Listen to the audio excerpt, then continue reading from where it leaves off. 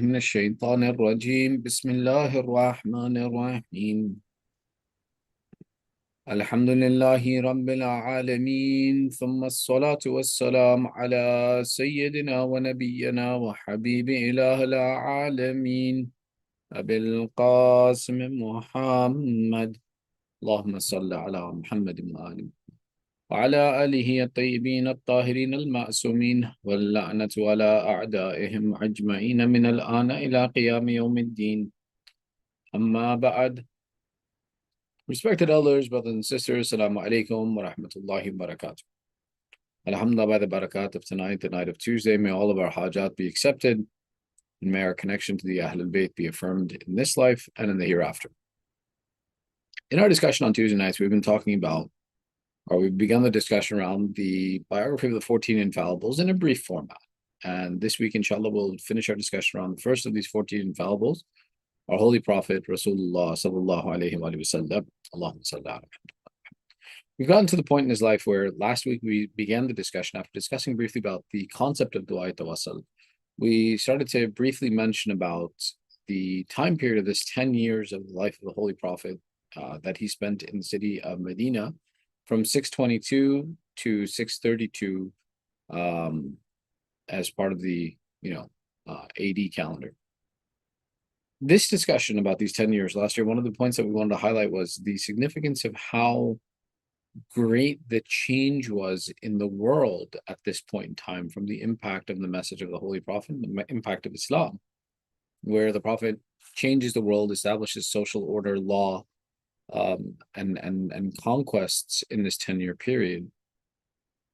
These 10 years are one of the miracles of the Holy Prophet within themselves about how drastically the change of Islam took place. One of the important points to note when we talk about this, and we talk about any good work that we do, is never imagine just because something is good, it should immediately be perfect, or that people should immediately accept it. The Prophet, who was a mercy to all of humanity, his message was something society and the world was not willing to or capable of accepting immediately, and took a great amount of effort, and Allah let our Prophet struggle for a great amount of time, including, for example, the years of the boycott that took place in the city of Mecca before Allah showed success to our Holy Prophet. The reason I mention this is many times we think about something good that we want to do, some help that we want to give, some work we want to start, and we think it's a good task. We think it's a very good thing, and we imagine because it's a good thing, it should succeed. There's nothing better than Islam. Yet our Prophet, in his 23-year message, struggled for 13 years to where, according to some historians, not more than 300 people became Muslim before the final 10 years of his life. This final 10 years is what we're going to discuss again briefly. We mentioned some of the battles that took place during this time period that came to the firm establishment of the religion of Islam. And there's many different perspectives because there was so much going on simultaneously and so much was reported about these 10 years. Many different perspectives to discuss, but briefly, we see that a few of the major miracles that take place. One is, again, through the use of battles and conquests and teaching and education and emissaries that were sent out, many people accepted the religion of Islam. Our Prophet, who left Mecca in the darkness of the night, comes back to the city of Mecca 6 years later in 628. And he comes not to conquer them, but he comes with the interest of going to Hajj. And he's prevented from going to Hajj. This item where he comes peacefully. So now let's remember, the Muslims and the pagans of Mecca had gone through the battle of Badr and Uhud at this point in time. And at the battle of Khandaq, or Ahzab as it was, resulted in essentially a stalemate between the two sides. And shortly thereafter, the Prophet comes to the city of Mecca peacefully. Now, it's really important to notice that when our Prophet, 6 years later, comes back to the city of Mecca, he doesn't come with armor. He doesn't come with shields. He comes with basically the standard items that a person should come with in Hajj, which is at the most a basic sword that can be carried with you, but not more than that. And looks to enter the city of Mecca as a pilgrim, as do all other people of Arabia come and perform their pilgrimage to the city of Mecca, which we discussed was happening even before the advent of Islam. Yet he's refused. But as part of the refusal, there's a treaty that's signed between the Muslims of Medina and the pagans of Mecca. And the general outline of this treaty, and this is one of the most critical and important items that's done, is that the pagans of Mecca now acknowledge through this treaty 6 years later the message of the Holy Prophet, the existence of Masoomeen, and create peace between Muslims and pagans and between the allies of Muslims and the allies of pagans, and insist that the most powerful Arabs of Arabia, the Quraysh, will not attack any Muslim or anyone associated with Islam under penalty of being held to war and losing their authority. Now, there were those who, when this treaty was being signed, disagreed with the Prophet and said, no, we need to fight. And the Prophet took an oath of allegiance from all of these people to ensure that they would follow the command of the Prophet, and if he made peace, they would follow his peace. This treaty was one of the most critical points of establishing Islam as a world religion. How? It wasn't the conquests, it was the peace of the Prophet that brought people to Islam. You see, the official acknowledgement of the Quraysh, who were the most powerful of the time and the leaders of all the Arabs and the elite of the time and the superpower of the world, to acknowledge the Muslims and create peace with them. Now what it did was anyone and everybody who had warring factions or fighting within the peninsula of Arabia now suddenly either lined up with the Quraysh or with the Muslims. And it forced all of Arabia to acknowledge that if you didn't like the Quraysh, you had an outlet now of having peace and of security. And it forced all of Arabia to acknowledge the presence of Muslims, to either align with them or against them. And if you aligned with them, your enemies went with the Quraysh. Or if you aligned with the Quraysh, your enemies went with the Muslims, so that peace could be maintained between all of the sides. And it was the peace of the Prophet that brought peace into Arabia and allowed people to accept the religion of Islam. Because now, as a consequence was that if you wanted to get away from the Quraysh, or if you wanted to, for example, get away from your tribe or get away from trouble, or simply to live a peaceful life and stop generational warfare that used to take place in the ignorance of Arabia, you could come to the Muslimin, you could come to Islam, and peace would be found. So this is why in 628, 6 years after the Prophet left the city of Mecca, the religion of Islam became a bastion of hope in Arabia and a location of peace, and invited people to come, and people came drastically. You see, prior to this, if you accepted Islam or if you listened to the message of the Prophet, it caused more trouble than good, because people saw no benefit in their day-to-day lives from this, other than the fact that now everybody would persecute them, castigate them, abuse them. But now all of a sudden being a Muslim meant the exact opposite, that you were safe. And this safety brought people to Islam. This safety and security and absence of tyranny became the calling card of Islam, that if you were a Muslim, you were safe. And this went on for about 2 years. This peace lasted. In 2 years, many, it was one of the largest group conversion periods in the history of Islam that ever came. People accepted Islam by the hundreds, if not the thousands or more. But at the end of 2 years, in the year 630, one of the tribes that was allied with the Quraysh and the pagans of Mecca attacked one of the tribes, or some of the Muslimin, and broke this peace. It's narrated to say that Abu Sufyan left the city of Mecca and came to Medina to try and secure this peace, and he couldn't do it. And eventually the Prophet took his people and took his soldiers and went to the city of Mecca. Now remember, till today, we call Mecca the Haram. The Haram is that location where it's haram to engage in warfare. It's haram to commit a variety of different actions. And the beauty of the strategy of the Holy Prophet was he conquered this city without the spilling of blood. Now let me elaborate. There is some bloodshed that takes place at the conquest of Mecca, but it's done by Khalid ibn Walid. It's done against the will of the Prophet, and the Prophet insists and makes dua in that instance when Khalid kills some of the pagans, that the Prophet has nothing to do with it. But the strategy was beautiful. The Prophet's goal was to take the city of Mecca. So when he came to the city of Mecca, he needed to show his numbers and force as something that was unconquerable, undefeatable. And he essentially takes his entire army the night before he reaches the land of Mecca and tells each of his soldiers that they would each individually light a fire for themselves in the desert to sit by.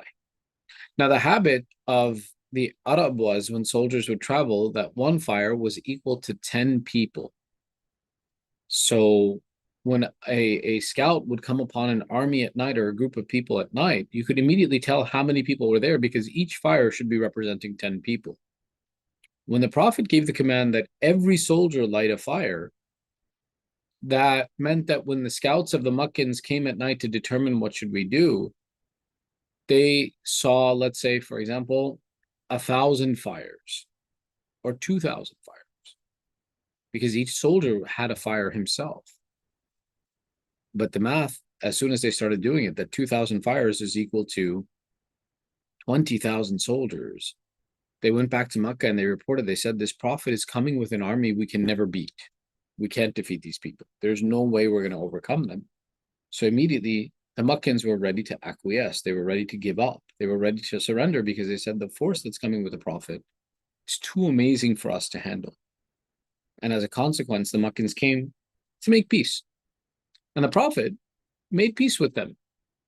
Now remember, these are the same people for 13 years who abused the Prophet, who forced him to leave his house in the middle of the night, who made him leave without any of his resources, who were responsible for the death of his wife and his uncle, who were the persecutors and would throw trash at him and would throw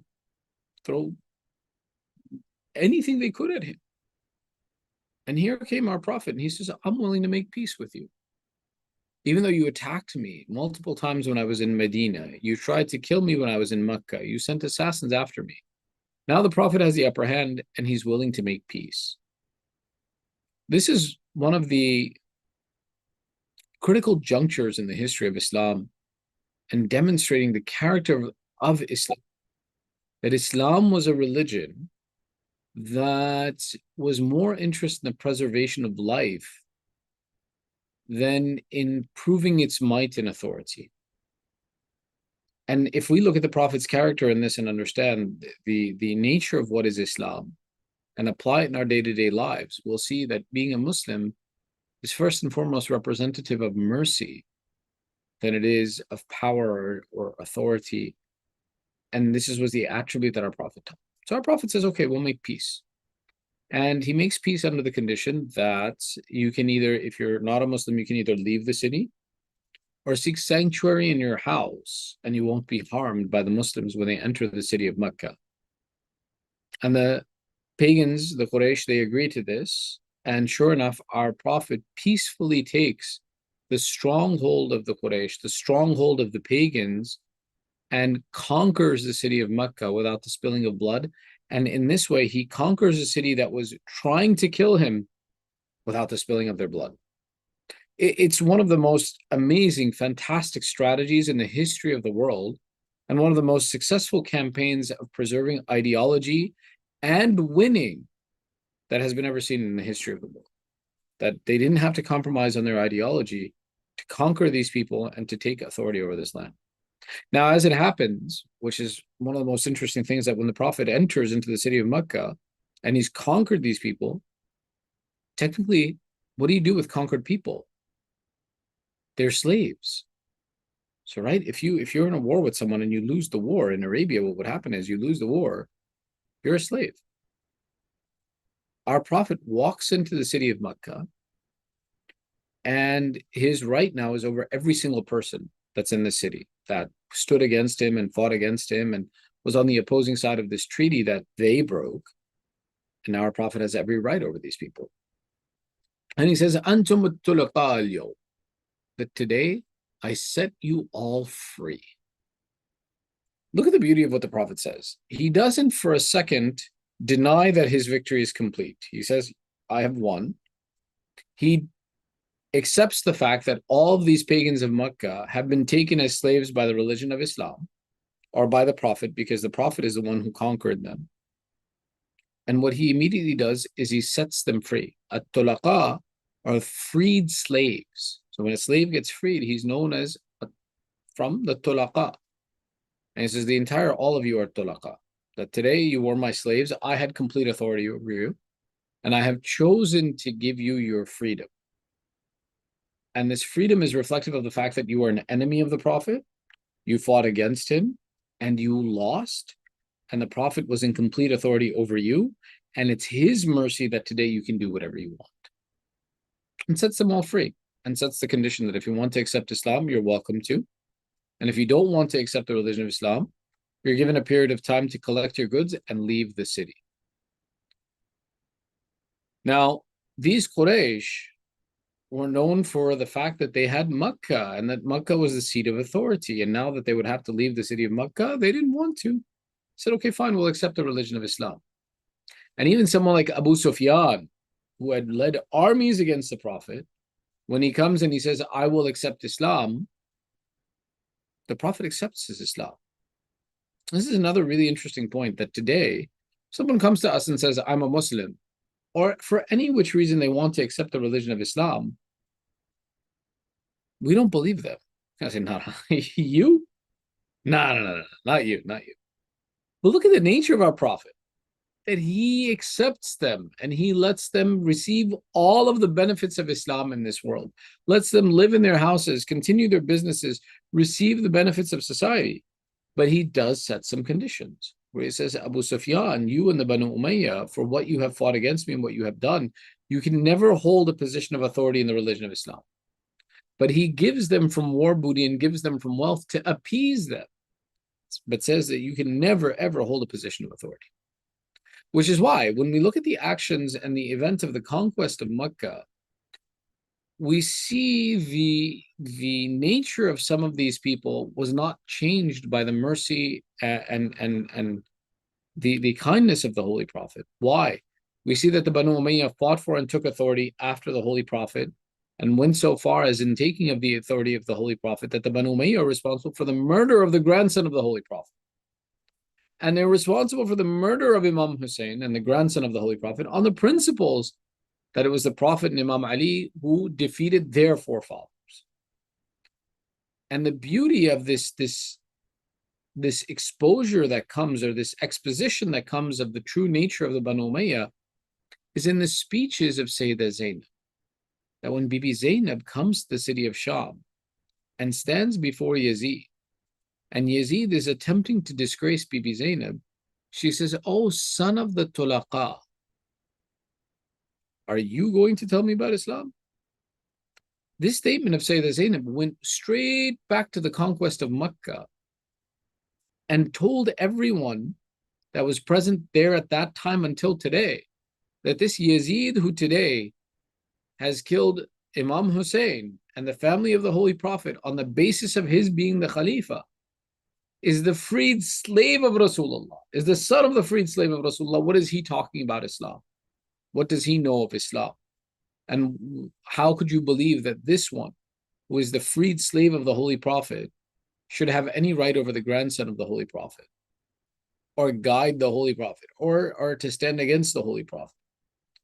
So which is why this conquest of Mecca is one of the most fascinating events in history, in terms of both strategy, in terms of exposition of character, in terms of how to win over your enemy, and how to establish something that has permanence and longevity and does not compromise on values to produce great results.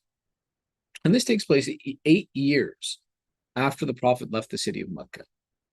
So 8 years ago, the Prophet has to do hijrat in the middle of the night and is being chased and attacked.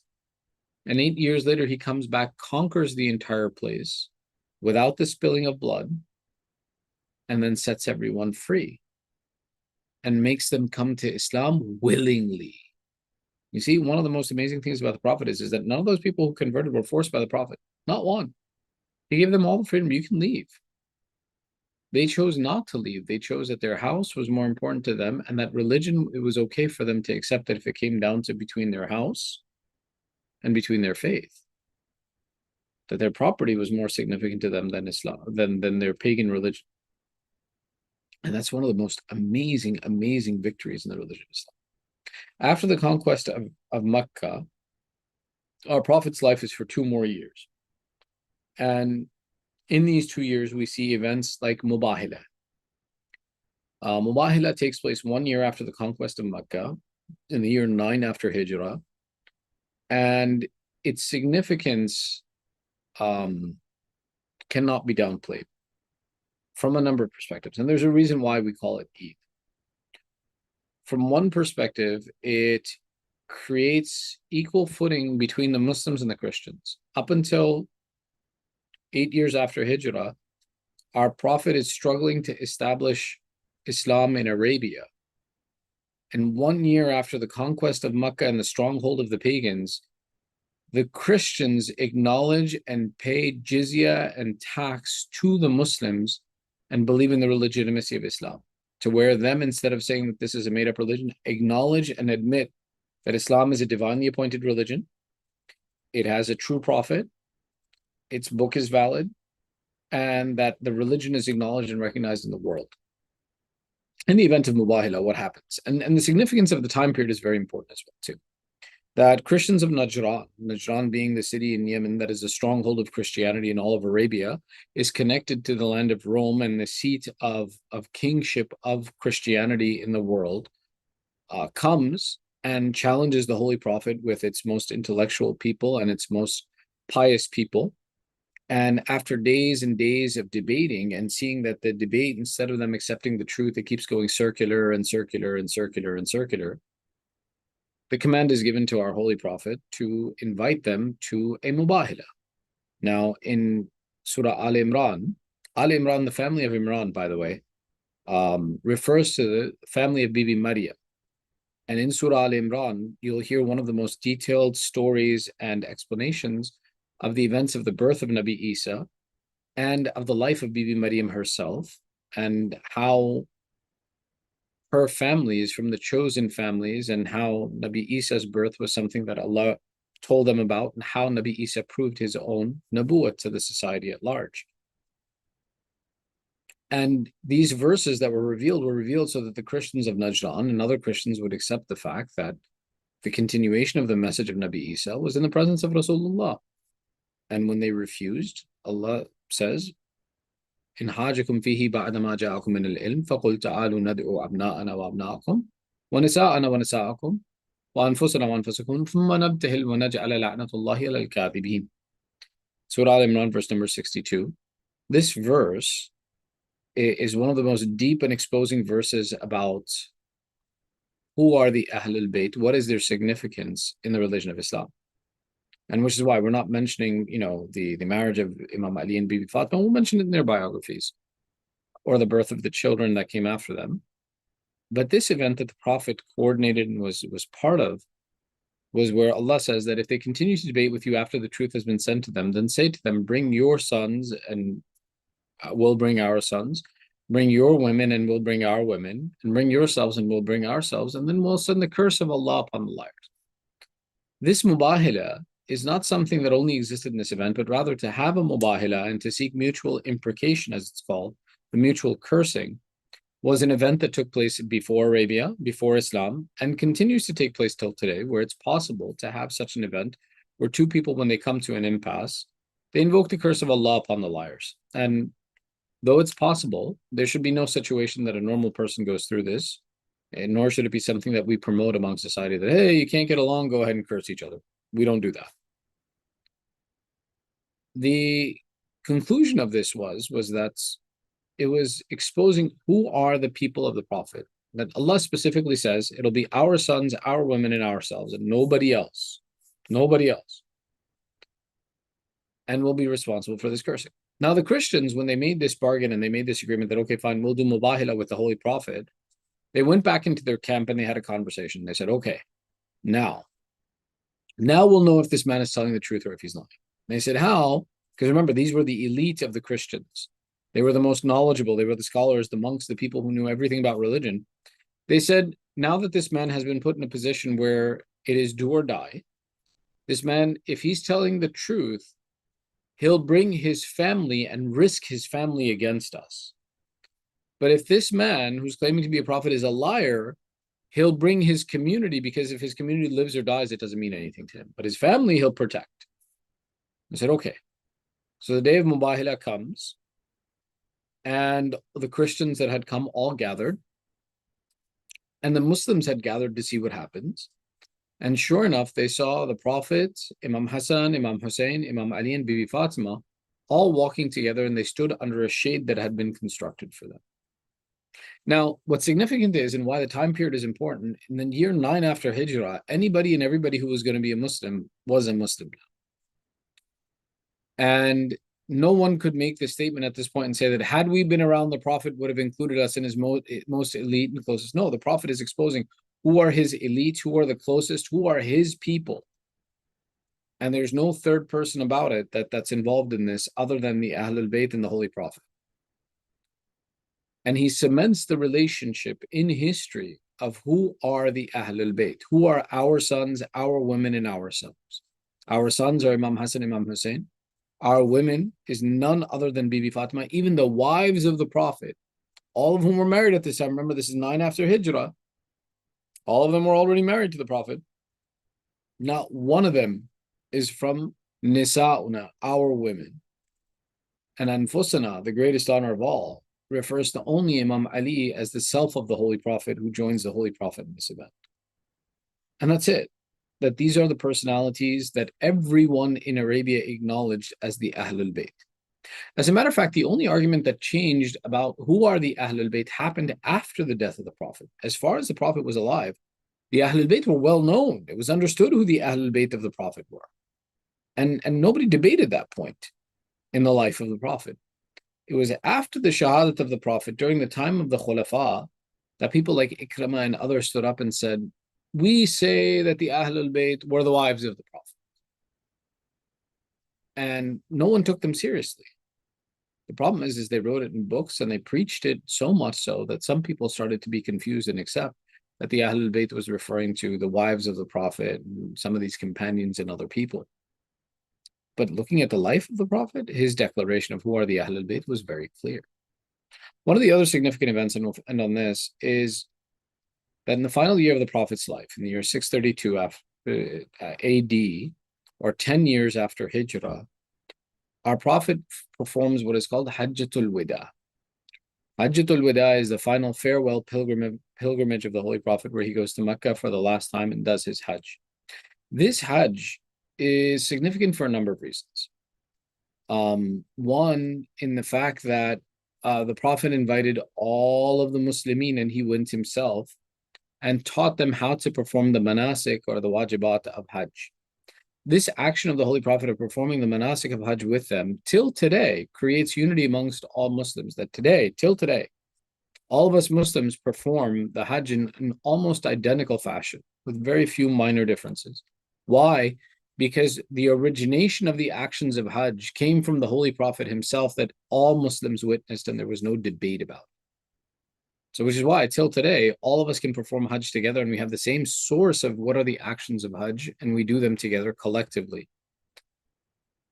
The second was that the Prophet, having all of these people together, had the ability now to convey any message that he should choose and perform any action he does. And in the actions of Hajj and in the speeches of Hajj, our Prophet doesn't give his final declaration of wilayah. Rather, he waits until after the Hajj to take everyone to the wells of Ghadir and announce it there. Now, the strategic position of this and the actions that take place in Ghadir are a great, fantastic study, as is every action of our Holy Prophet is a lesson for us to learn from and to learn about the best strategy, the best execution that could have been imagined. Nothing could have been done better. But whatever it is that our Prophet does at the event of Ghadir, which is just 8 days after the completion of Eid al-Adha, is what Allah on this moment declares, Al-Yawma akmaltu lakum dinukum wa atmamtum alaykum ni'mati wa raditu lakum ad-din al-Islam. That today I have perfected for you your religion, and I have given you this religion of Islam. And this happens right after the completion of the Hajj, and unfortunately it's after this period of time, very, very shortly after the completion of the religion of Islam and all of its conditions being met, that our Prophet leaves this world. The mentioning of this event at Ghadir and the completion of religion is not that this was the first mention of wilaya and successorship. As a matter of fact, from the advent of the religion of Islam, wilaya had been mentioned and included as part of the message of the Holy Prophet. But up until the event of Ghadir, you could choose to accept the wilaya of Imam Ali or not, and still be on the religion of Islam. But the message of our Prophet in Ghadir was that there is no religion without the wilaya of Ali ibn Abi Talib. And one who intentionally ignores the wilaya of Ali ibn Abi Talib has not accepted Islam at all. Which is why one of the famous statements of our Prophet in his life, Man mata walam ya'rif imam zamanihi, mata mitatan jahiliya. One who dies and does not know the imam of his time has died a death of ignorance. This statement of the Holy Prophet, paired with his actions at Ghadir to make sure that the wilaya and the imamat was tied with the religion itself, was the completion of this message and to ensure that the message would not be corrupted and would last until the Day of Judgment. Which is why no imam has ever introduced anything new into the religion of Islam, nor have they taken anything out of the religion of Islam. They have only followed the instructions of ensuring that the message of the Holy Prophet reaches all people in all time. Inshallah, with tawfiq, we ask Allah, by the right of this day, by the right of the mention of Rahmatul lil Alameen, our Holy Prophet, that may Allah give us the tawfiq to continue on the path of Islam and keep our children firm on the path of Islam, and give us the tawfiq to learn from the Qayem alayhimus salam, and that inshallah may He give us tawfiq to continue our path to build our community in the best and most strategic and most sound way as our Prophet built the community of Islam the first time, and entitle us to be in the company of the Prophet on the Day of Judgment. With this, I request that we all recite one Surah Fatiha, 3 times Surah Ikhlas, remembering all of our marhameen, that may we all be entitled to receive the shafa of the Holy Prophet with your loudest of salawat. Allahumma salli ala Muhammad wa ali Muhammad. Bismillah ar-Rahman ar-Rahim. Alhamdulillah Rabbil Alameen ar-Rahman ar-Rahim Maliki yawmiddin. صراط الذين أنعمت عليهم. بسم الله الرحمن الرحيم.